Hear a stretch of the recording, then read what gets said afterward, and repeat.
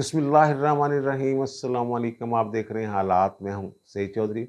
आज सारा दिन मीडिया जो है वो अदालती हुआ रहा है। एक तो नवाज शरीफ बरी हो गए हैं अल अज़ीज़िया रेफरेंस से, और फिर जुल्फ़िकार अली भुट्टो का जो सदारती रेफरेंस है उसके हवाले से कुछ पेशरफ्त हुई है, और उसमें कुछ अहम निकात जो हैं वो सामने आए हैं, और कुछ रिकॉर्ड मांगा गया है, कुछ अदालती मावनीन मुकर्रर किए गए हैं। वो क्या सूरत हाल आगे जाके क्या हो सकता है। और फिर खतोखती हो गए हैं जनाब सुप्रीम कोर्ट के जज। पहले एजाज अल हसन साहब ने ख़त लिखा था, और फिर उसके जवाब में चीफ जस्टिस पाकिस्तान जस्टिस काजी फ़ाइज़ ईसा साहब ने ख़त लिख दिया है, और फिर जो हमारे मुज़ाहिर अली और नकवी साहब हैं उन्होंने खुला ख़त लिख दिया है तमाम सुप्रीम कोर्ट के जजेस को और चीफ जस्टिस को। ये जो असल मौजू है आज, ये ख़तों वाला जो मौजू है, इस पे तफसील के साथ बात करेंगे और कुछ पहलू जो हैं वो आपके सामने रखेंगे, मुझे यकीनन आपके लिए दिलचस्पी का बायस होंगे। लेकिन इससे पहले मियां नवाज शरीफ की बात कर लेते हैं। मियां नवाज शरीफ अल अज़ीज़िया रेफरेंस में भी बरी हो गए हैं। जब इन्हें अल अज़ीज़िया रेफरेंस में और इससे पहले एवनफील्ड रेफरेंस में सजाएं हुई थी, तो उसी वक्त जो कानूनी माहिरीन हैं या कानून से वाकिफ़ियत रखने वाले लोग हैं, उनका ये कहना था कि इन केसों में कुछ नहीं है।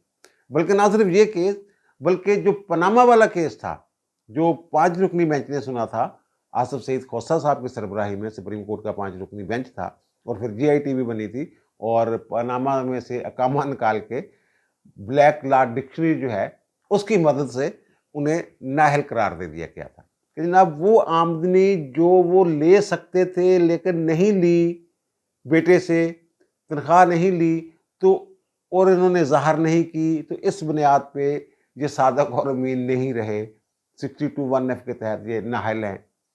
उसी वक्त लोग ये कह रहे थे जनाब ये किसी खास स्कीम के तहत ये जो कार्रवाई हो रही है मियां नवाज शरीफ के खिलाफ। और फिर बाद में वक्त ने साबित किया जनाब इसका मकसद जो था वो था नवाज शरीफ को नाअहल करना और उनकी हुकूमत ख़त्म करना, और फिर उनको सियासत से आउट करने की कोशिश करना, और उनकी जगह लाडले को मुसल्लत करके इमरान खान को मुल्क का बेड़ा गर्क करना।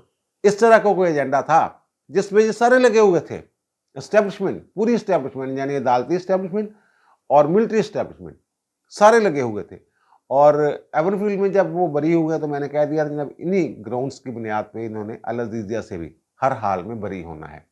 नैब ने फिर एक दफ़ा कोशिश की जनाब केस जो है ये रिमांड बैक कर दें, यानी ये पहला फैसला कलअदम कर दें अरशद मलिक वाला एहतसाब अदालत वाला, और दोबारा एहतसाब अदालत को भेज दें कि असर नो समात की जाए। लेकिन वो डटे रहे जनाब नहीं, इसका मेरिट पे फैसला करें, हालात व वाक़यात के मुताबिक इसका फैसला कर दें। और फिर जो रिकॉर्ड देखा गया, कोई शहादत नहीं, कोई दस्तावेज नहीं, नैब कुछ हासिल नहीं कर सका। और फिर दूसरी बात ये कि जो बुनियादी नुक्ता है कि नैब ऑर्डिनेंस जो है वो अवामी अहदेदारों के खिलाफ अमल में आता है। लेकिन जब अल अज़ीज़िया मिल जो है कायम की गई सऊदी अरब में 2001-2002 की बात है, उस वक्त तो नवाज शरीफ के पास कोई अवामी ओहदा ही नहीं था।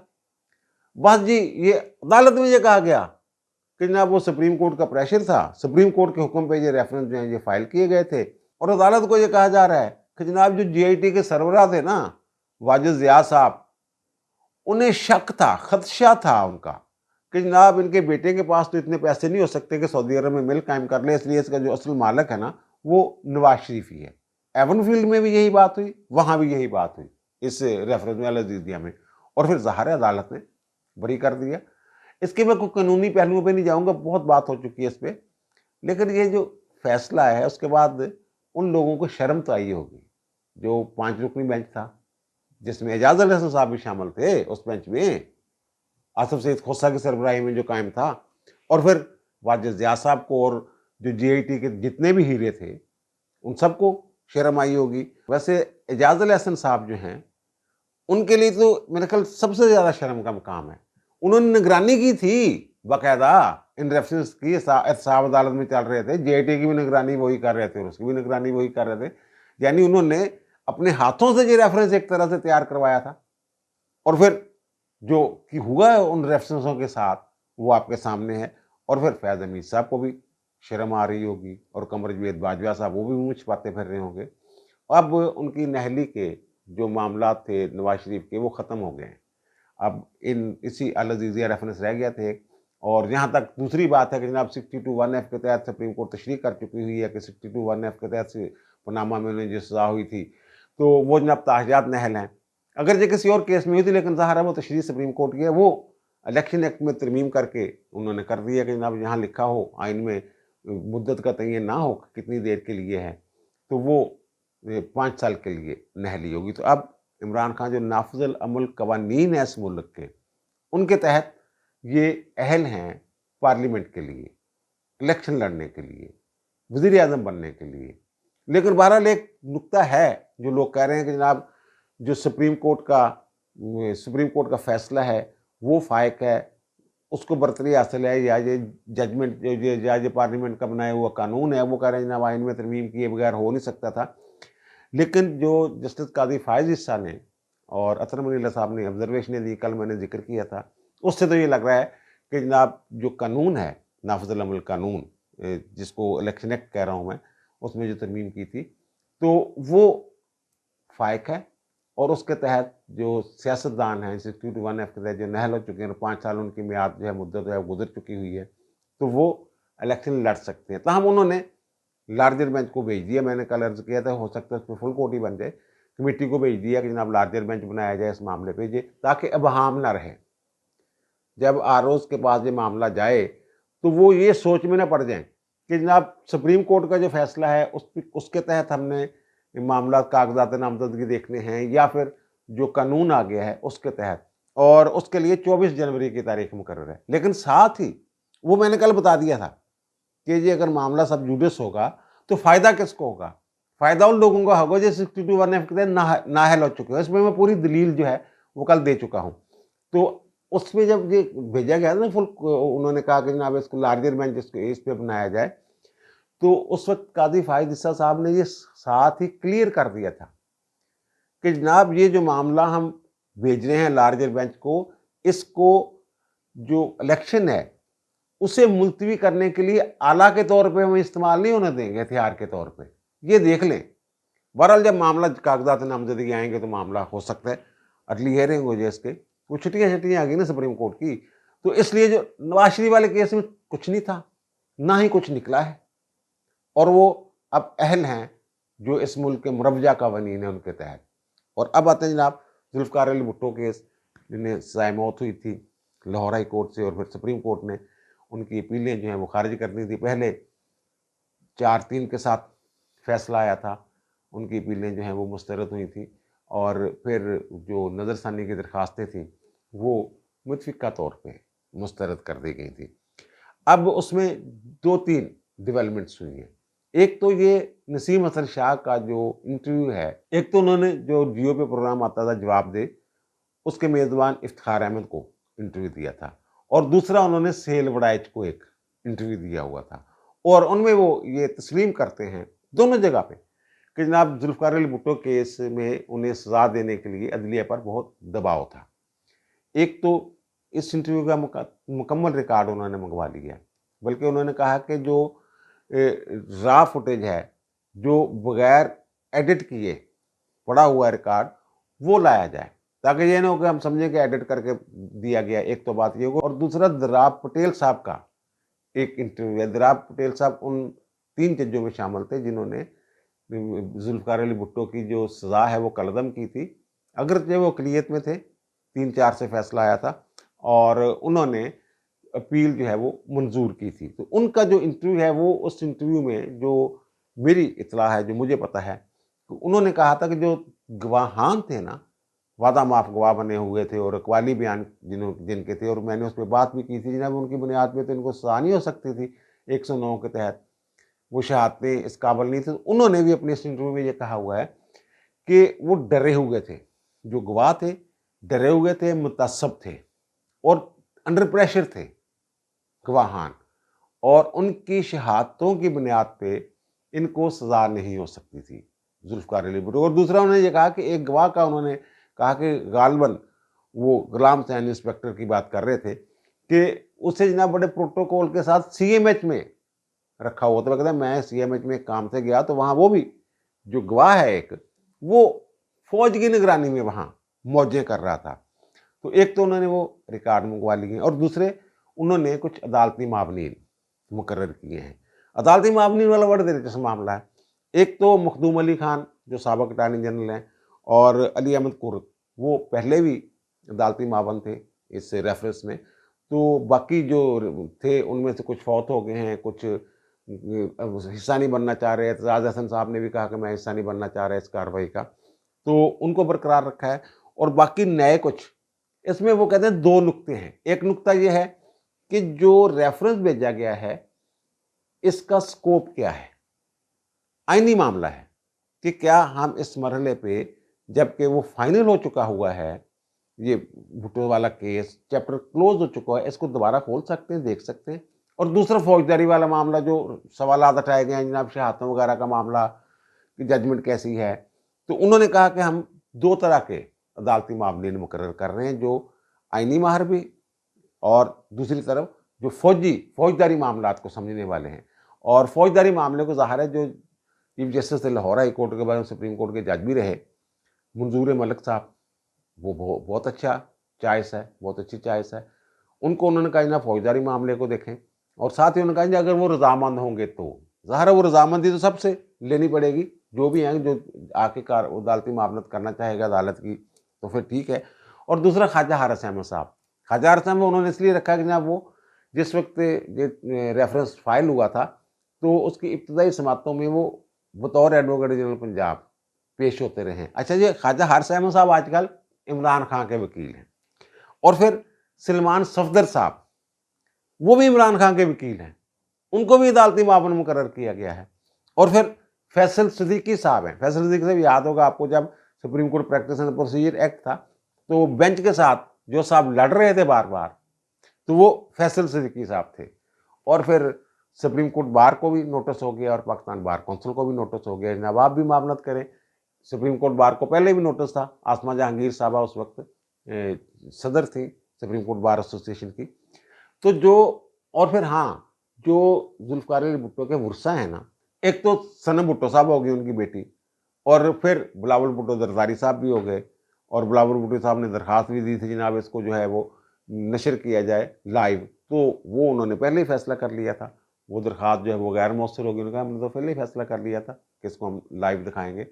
اور پھر جو ان کے پوتے پوتیاں ہیں ذوالفقار علی بھٹو کے، جیسے فاطمہ بھٹو اور ذوالفقار جونیئر وغیرہ، ان کو بھی یہ حق دے دیا ہے کہ وہ چاہیں تو اس ریفرنس میں اپنی نمائندگی کے لیے کوئی وکیل جو ہے وہ مقرر کر سکتے ہیں۔ اب اس کیس میں فیصل صدیقی پہ فاروق ایچ نائک نے جو پیپلز پارٹی کے وکیل ہیں انہوں نے اعتراض کیا، اور سلمان صفدر پہ اعتراض کیا۔ تو چیف جسٹس نے کہا ہم اس کو دیکھیں گے کہ جو آپ کا اعتراض ہے اس پہ غور کریں گے، لیکن آپ کو کوئی مسئلہ نہیں ہونا چاہیے، وہ تو ہم اپنی معاونت کے لیے مقرر کر رہے ہیں۔ یہ نہ کہ فیصل صدیقی جناب وہ اس وقت supreme court practice and procedure act کی خلاف ورزی کر رہا تھا، اور فل کورٹ کے سامنے ذرا پیمپڑاس بھی ہو گئی تھی نا ان کی، اور سلمان صفدر جو ہے وہ ان کا وکیل ہے عمران خان کا، وہ بظاہر وہ کہتے ہیں اس سے فرق نہیں پڑتا۔ اب اس میں جو اہم نقطہ آیا ہے نا وہ ہے سید منصور علی شاہ صاحب کا۔ اپنے ایک ویلاگ میں میں نے بھارتی ججمنٹس کے حوالے سے یہ کہا تھا کہ جوڈیشل آرڈر کے خلاف صدارتی ریفرنس نہیں آ سکتا، اور سید منصور علی شاہ صاحب نے بھی یہی کہا ہے کہ جناب یہ فیصلہ اچھا ہے برا ہے، لیکن یہ فائنل ہو چکا ہے، حتمی ہو چکا ہوا ہے، چیپٹر کلوز ہو چکا ہوا ہے، نظر ثانی بھی جو ہے وہ بھی جو ہے وہ نمٹائی جا چکی ہے۔ تو پھر نظر ثانی، دوسری نظر ثانی آپ کروانا چاہ رہے ہیں ریفرنس کے ذریعے، وہ دوسری نظر ثانی کیسے کر سکتے ہیں؟ یہ جو سوال ہے یہ اب پوچھا جا رہا ہے، اس کا جواب دینا ہے عدالتی معاونین نے۔ جب عدالتی فیصلہ جب ہو گیا ہے تو پھر اس پہ جو سوالات ہیں، انہوں نے یہ بھی کہا ہے منصور علی شاہ صاحب نے کہ جناب قانونی سوال کیا ہے جس کا آپ جواب مانگ رہے ہیں؟ انہوں نے کہا جناب یہ عوامی اہمیت کا حامل معاملہ ہے۔ وہ کہا عوامی اہمیت کا معاملہ جو سوال ہے عوامی اہمیت کا، وہ صدر صاحب کے لیے ہوگا، ہمارے سامنے تو قانونی اہمیت کا سوال ہونا چاہیے۔ بہرحال اب جنوری سے اس کی جو سماعت ہے وہ دوسرے ہفتے سے وہ روزانہ کی بنیاد پہ ہوگی، اور یہ پہلے سوال کا فیصلہ کیا جائے گا جو منصور علی شاہ صاحب نے اٹھایا ہے۔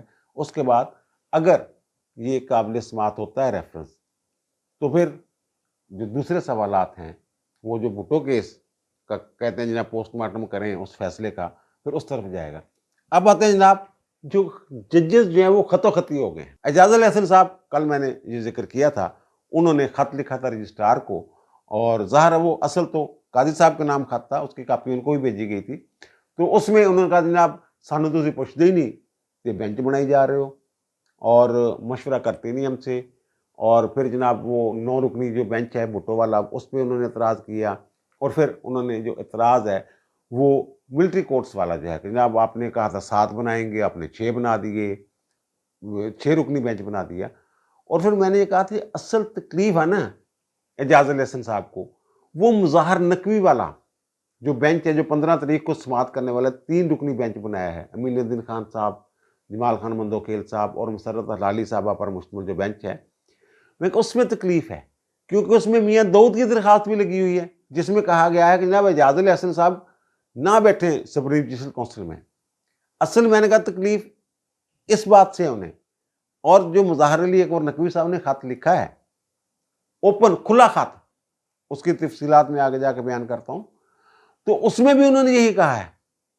एजाज अल हसन साहब का हवाला दे के उन्होंने बात की है। बहरहाल एजाज अल हसन साहब का जनाब सानू तुसी पुछदे नहीं, तो काजी साहब ने कहा तुसी लभदे नहीं। जो काजी साहब ने जवाबी खत लिखा है उसका पंजाबी में अगर तर्जमा करें कि भाई जी तुसी किहड़ा सानू लभदे हो। और फिर उन्होंने ये कहा कि जनाब ऐसी कोई बात नहीं, मेरे दरवाजे खुले हैं, आप इंटरकॉम पे, टेलीफोन पे मेरे पास आएँ। आप तो मेरे पास आते ही नहीं, आए नहीं मेरे पास। जो ग्रीवियंस आप खात में लिख रहे हैं वो मेरे पास आके आपने बयान किए हैं? किए ही नहीं। वो कहते हैं जो आपने 17 नवंबर को जो खत लिखा है मुझे यूं ही ये खत मिला, मैंने फौरी तौर पर, वो कहते हैं कि मैंने इंटरकॉम पे आपके चैम्बर में आपसे रब्ता करने की कोशिश की लेकिन अटेंड नहीं हुआ।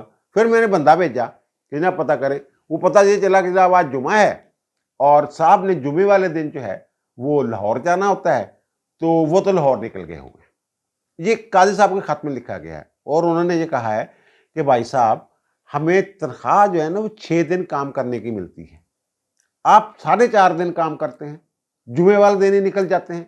यानी जो एक तरह का मिसकंडक्ट कर रहे हैं एजाज अल हसन साहब, उसकी निशानदेही कर दी है उन्होंने। ये जो एजाज अल हसन साहब ना ज्यादा उडार बनते बनते ये जाल च फंसते जा रहे हैं। और मैंने ये कहा था कि एजाज अल हसन ने एक दिन फंसना है, चीफ जजी से पहले पहले कुछ ना कुछ होना है इनके साथ। बहरहाल वो अब पूरा टाइम ही नहीं देते। और काजी साहब ने अपने खत में जो लिखा है जनाब जो जुडिशल वर्क है वो पहली तरजीह होती है, आप लाहौर जाने को तरजीह दे रहे हैं। और फिर उन्होंने ये कहा कि जनाब जो अगर कहते हैं ना मुशावरत नहीं मैं करता, अगर मैंने मुशावरत ना करनी होती ना, 1 मैन शो चलाना होता जैसे माजी में चलाते रहे हैं आप लोग, तो फिर मैं जो supreme court practice procedure act जिसको आपने मुअत्तल कर दिया था उस पर अमल ना कर रहा होता, कमेटी ना बना देता। और फिर वैसे भी इसमें कोई इतराज वाली बात नहीं, अगर जज दस्तयाब नहीं, सादा अक्सरियत के साथ कमेटी ने फैसला करना होता है। अगर 2 लोग बैठे हुए हैं और तीसरा दस्तयाब ही नहीं है तो वो फैसला कर सकते हैं, बेंच बना सकते हैं। लेकिन उन्होंने कहा है कि अगर आपको बेंचों की तश्कील पे कोई इतराज़ है तो आप आएँ, बताएं, दोबारा गौर कर लेते हैं, बेंच आगे पीछे कर देंगे, क्या मसला है। और फिर कहा जो मैंने मिनट्स जारी किए हैं तो वो तो मंजूरी के बाद किए हैं। और फिर उन्होंने कहा जनाब जो सुप्रीम जुडिशल काउंसिल की जो जो कमेटी है ना, बेंच बनाने वाली committee, supreme court practice and procedure act के तहत बनी हुई 3 रुकनी, एजाज अल हसन साहब उसके मेंबर हैं, वो कहते हैं वो आप नहीं उसकी कार्रवाई चलने दे रहे हैं। उनके जब पहले ही इजलास में आप दस्तयाब नहीं थे और उसकी कार्रवाई मुलतवी हो गई।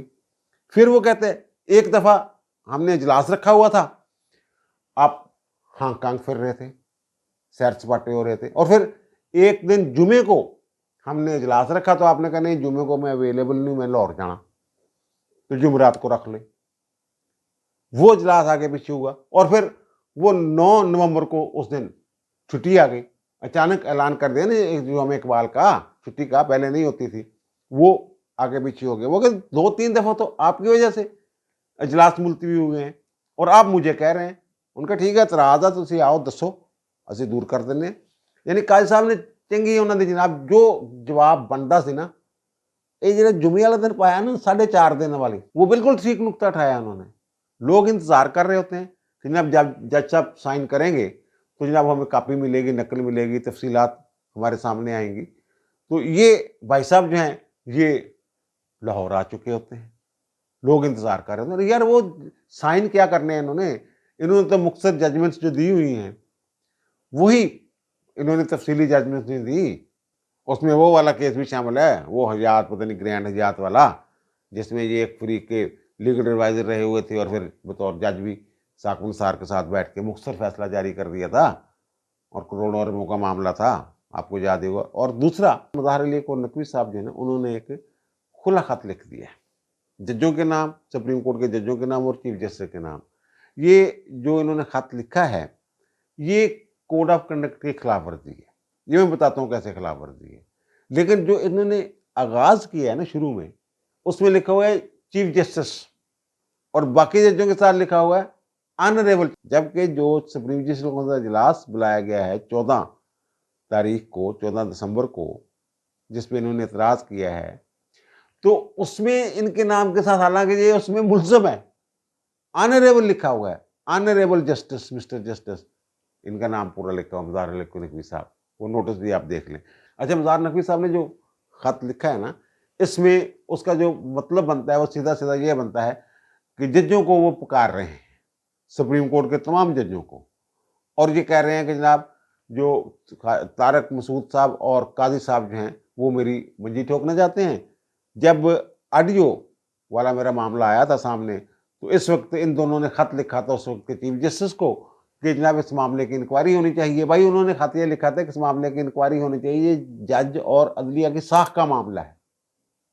अगर आप उसमें बेगना है तो फिर आपको क्या तकलीफ है, होने देते इंक्वायरी। बल्कि आप खुद कहते कि जनाब इसकी इंक्वायरी करवाएं, ये क्या हो रहा है मेरे खिलाफ।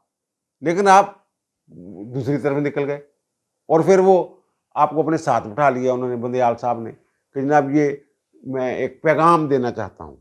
अच्छा, जो जज है ना ये खुला खत लिख ही नहीं सकता। इनका जो कोड ऑफ कंडक्ट है ना जजों का, वो ये कहता है कि जज को मुकदमात में और तनाजात में नहीं उलझना चाहिए, इज्तनाब करना होता है उन्होंने। ये तो उलझ रहे हैं और पूरी सुप्रीम कोर्ट को इन्वॉल्व कर रहे हैं। और पता उसमें क्या लिखते हैं ये, उसमें ये कह रहे हैं जनाब ये सिर्फ मेरा मसला नहीं है, पूरे अदारे का मसला है। और जजों को उकसा रहे हैं और सवाल उठा रहे हैं कि क्या सुप्रीम कोर्ट किसी भी चीज के लिए खड़ी नहीं होगी। वो कह रहे हैं जनाब ये जो है ये इन्होंने तय किया हुआ पहले से और मेरी बड़ी तौहीन करते हैं। जो काजी साहब हैं उनकी सरबराही में जब रिलीजियस काउंसिल बैठती है तो उसके अरकान में तो एजाज लहसन साहब भी शामिल है। ये कह रहे हैं जनाब वहाँ मेरी बड़ी तौहीन की जाती है, तौहीन में रवैया इख्तियार किया जाता है और मैं रिकॉर्ड मांगता हूँ, मुझे रिकॉर्ड नहीं दिया जाता। मैंने दरख्वास्तें दी और फिर मैंने जो इसको चैलेंज किया हुआ प्रोसीडिंग को, वो 15 तारीख को बेंच बना हुआ है और इन्होंने 14 तारीख को जो है वो 14 दिसंबर को इन्होंने सुप्रीम जुडिशल काउंसिल का इजलास बुला लिया। ऐसा कभी हुआ है मुल्क की तारीख में? जो आपने किया है ऐसा भी कभी मुल्क की तारीख में नहीं हुआ। वो कहते हैं जिन्होंने जो सुप्रीम जुडिशल काउंसिल कार्रवाई है ना, जो भी हो जाए, मैं ये कहता हूँ कि ये इंसाफ पर मबनी हो ही नहीं सकती।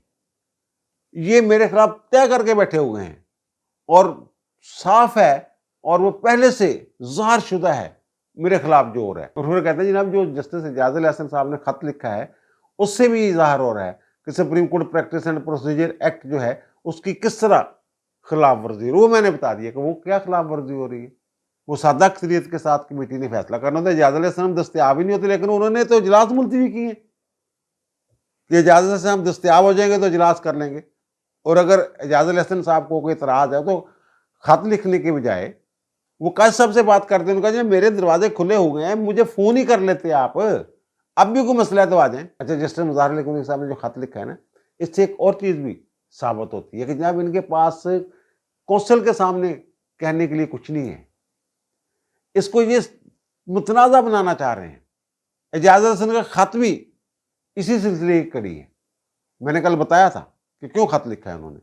और फिर बिल्कुल इसी तरह का एक मामला मादी में हो चुका हुआ है और वो है जस्टिस शौकत केस। ये 1970 में एक लाहौर हाई कोर्ट के जज होते थे, वो जब कारोबार कर रहे थे माल रोड पे शायद ना YMCA के साथ। अब भी वो ऑफिस जो है उनका वो कारोबारी जो था वो मौजूद है, वो था वाल्कन कंपनी وہ اسلحہ وسلح وغیرہ باہر سے منگواتے تھے، اور پھر کچھ اور بھی ان کے بھائیوں کے ساتھ بزنس تھا، وہ بزنس کرتے تھے ساتھ، ہائی کورٹ کے جج تھے، ان کے خلاف ریفرنس چلا گیا، اثاثوں کا بھی کوئی معاملہ تھا، اور کچھ اثاثے چھپاتے تھے۔ یہ بھی کہہ رہے ہیں کہ جناب یہ تو استثناء ہے ججوں کو، کہ جناب ان کے اثاثے ڈکلیئر کرنا ضروری نہیں ہے، اس کے باوجود میرے اثاثوں کو لے کے بیٹھے ہوئے ہیں، یعنی میرے اثاثے غلط ہے، میں ڈکلیئر نہیں کیتے۔ وہ جو ٹیکس ریٹرنیں کس لیے دیتے ہیں آپ؟ وہ کیا ہوتا ہے؟ ویلتھ سٹیٹمنٹ کیوں دیتے ہیں آپ؟ وہ جو شوکت صاحب تھے نا جج، ان کے خلاف گیا نا ریفرنس، انہوں نے بھی درخواست بازی شروع کر دی، 1 سال تک انہوں نے لٹکائے رکھا درخواستوں کے ذریعے، اور پھر 1971 میں جو سپریم جوڈیشل کونسل ہے انہوں نے انہیں فارغ کیا۔ اور سپریم جوڈیشل کونسل کون تھی؟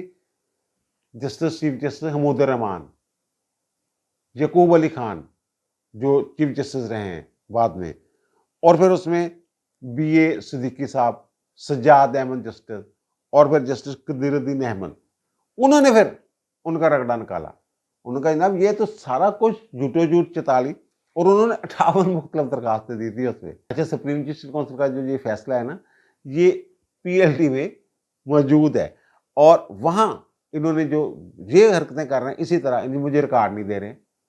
وہ کونسل لکھتی ہے کہ جناب یہ پوری مثل کا معائنہ کر چکے ہوئے ہیں، اور اعتراض کر رہے ہیں کہ جناب ریکارڈ نہیں دے رہے۔ پہلے انہوں نے، میں نے کہا نا، ان کا جو باہر سے منگواتے تھے کوئی اسلحہ وسلح پارٹس میں، پھر ان کو یہاں سے عمل کر دیتے تھے، شو یہ کرتے تھے جناب کہ یہ ہم پرزے منگوا رہے ہیں، لیکن وہ الگ الگ جو شپمنٹس تھی ان میں یہ منگوا لیتے تھے، اور بعد میں یہاں سے عمل کر کے بھیج دیتے تھے۔ تو انہوں نے کہا جناب 42 پاکستانی گواہ انہوں نے لسٹ پیش کی، اور 11 غیر ملکی، ہر دوسرے دن پہلے والی لسٹ واپس لے کے نئے گواہوں کی لسٹ دے دیتے تھے، یعنی تاکہ تاخیری حربے۔ پھر وہ ون یونین والا مسئلہ بن گیا، پھر وہ جو کونسل ہے وہی ادھر ادھر ہوگی، وہ دوبارہ کانسٹیٹیوٹ کرنی پڑی۔ اس طرح کی یہ حرکتیں کرتے ہیں۔ اور پھر انہوں نے بھی یہ کہا تھا، جیسے یہ کر رہے ہیں نا، انہوں نے بھی یہ کہا تھا کہ 2 جو برادر ججز ہیں نا، وہ کہہ رہے ہیں انہوں نے اس سے بھی چیک کرو، میرے کیوں کر رہے ہو؟